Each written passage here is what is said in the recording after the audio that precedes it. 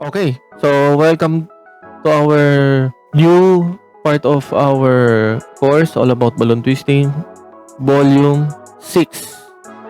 Let's make our first balloon figure in this course. Let's create another hat, but this hat is a very simple and easy hat, and this hat is what we call twirly hat.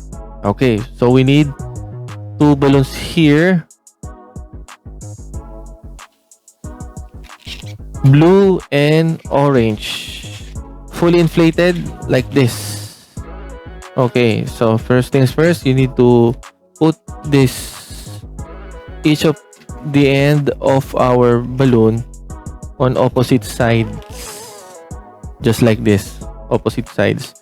Now you need to measure your head for this. Okay, so it's fit. Now need to twist this area like this,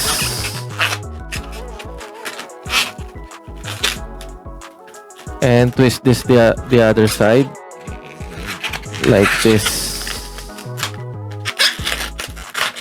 Okay, now you need to twirl this all the way up.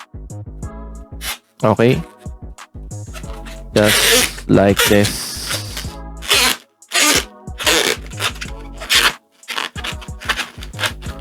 And as you can see, there's an excess here. All you need to do in this excess part, you need to make a loop here and twist this like so, and just put the loop